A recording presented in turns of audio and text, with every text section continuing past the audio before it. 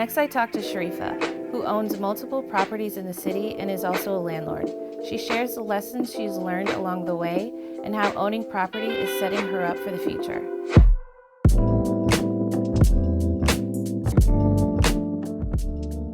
I think a couple of things. One, in my father, my dad is from Jamaica.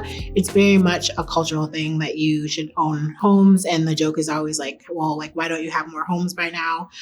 That's kind of a part of the culture. So I grew up around that. My dad was also in development, real estate development. And so just kind of being a little girl on the sites, like with the builders, you just kind of, it's a big part of who I am. Two is I always was told that it's a big part of kind of creating this generational wealth and having kind of that financial stability. And so that's the second part. And then third, when I moved to Chicago, you start paying rent. And then at some point your rent starts like just inching up to a place where it's like, why am I paying all this money when I can at least own something?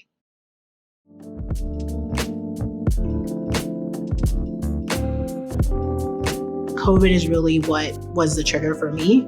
I was in a 1-bedroom. Initially, I was looking for my own, like a condo, just to like move into with more space. I actually ended up going the route of a multi-unit. And so that was kind of the initial start to the journey. But eventually we ended up going with a new build, which I think was pretty interesting in the Austin neighborhood in Chicago on the West Side. And so that process of making the decision to get a new build, I thought the house would be not have as many problems. So I learned some lessons there about new builds versus, established houses. And in that year, actually was like, I'm ready to get my own spot. And so that's when I purchased the place where I live now. I looked a lot into homebuyers programs, and I wish I had bought sooner because by the time I got ready to buy, I was financially, I was beyond the program for, lack of a better way of saying it. And so had I bought when my parents said to buy in my mid-20s, there's so many programs available that I would have been able to probably buy a couple houses had I just gone that route. 0 down payment, getting you in there. Because I think for a lot of people, it's not paying the mortgage that's the issue. It's saving up for the down payment. Most of us pay probably more sometimes in our rent than we do in our mortgage. But like you need a break on the, whatever thousands of dollars it is for all the costs in closing. So for me, I did save a lot. Was that December before COVID got, March was like when everybody kind of shut down. So the December before was actually at a neighborhood bar with some friends. And we're just talking about, what we're looking forward to in the new year and like the things, our goals. And all of us had the same goal around like owning property, having kind of a friend group or a business where we were buying property and renting it out, ideally to people that really needed the property in certain low income neighborhoods and being like good landlords because we all had the experience, whether it was a grandparent or a family member or a friend, where we saw kind of those landlords who just were terrible in the way that they took care of the properties. And so that kind of morphed into like, oh, well, like if we're all interested, let's do it. And so we set up like an official meeting because all of us are in consulting. And so it was very formal. We like had the whiteboard and started to kind of outline out like, what are the things we need to do? So we have a charter, we have a actual contract that we live by. It has all the things in it. And that was a process because each of us had our own lawyers. And then the company that we were building had a lawyer. So anytime like a clause needed to be updated, it was like, I think it should be this. So like my lawyer says this. And so all the other lawyers had to weigh in. And then the company lawyer had to like put it in and give us like, hey, best practice is this. So it's 4 of us together. I think it's going well overall. The property is a duplex and it's in the kind of South Shore area.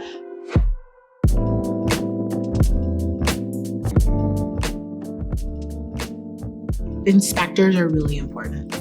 On the property I bought with my friends, it was older. The guy who owned it was kind of like, take it or leave it. And so we did a lot more due diligence there. So we had our general inspector that came and I used the person that did my home. They were phenomenal. They were like climbing on roofs type of people, getting under stuff.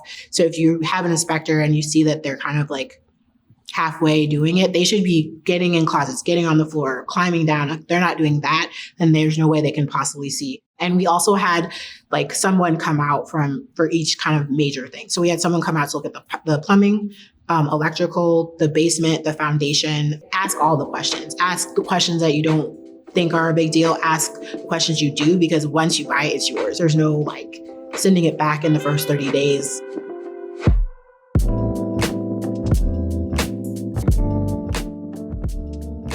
My experience being a landlord, a lot of lessons. I think it's something no one can really prepare you for. And I am like the research queen. I have researched, talked to people. I joined real estate groups. Anytime I stop somebody like on the street, like I'm that person. And I talk to my parents because they have owned properties as well. My grandmother owned property. And so I think that process just still doesn't prepare you for every little thing. For our 3-unit, the top 2 are market rate folks, and then the bottom is CHA housing. And so, there's differentiators there, and like the process for getting people in, the timeline it takes with CHA, and like that whole process and being patient. I made the decision to get a property manager because of my job.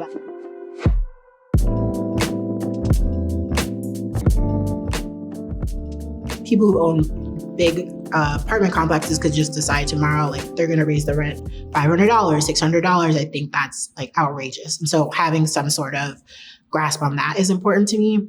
I think from where my family comes from, I think it's one way that my elders were able to like give back to their own grandkids is like when they got older, and my grandmother had a lot of properties. And so she was able to give her kids down payments for their houses or give money when it was needed. And that was like, my grandma's born, she was 102 when she passed away, like during COVID. So like that long ago, where Black people weren't really allowed to do certain things, like they figured out a way. So for me, it's like ensuring my nieces, nephews, little cousins, if you have kids, that they will have a way to be okay and some sort of stability for them and build wealth for yourself. If you're going to spend the money, why not pay yourself? Because whether you live in an apartment or you live in a home or townhome or condo, whatever you own, you're paying somebody that money. I remember having this conversation with a friend of mine, and she's like, well, like I don't have to worry about, the repairs. And it's like, well, number 1, you can save for that. Number 2, you get to write some of that off. Number 3, just find a handyman.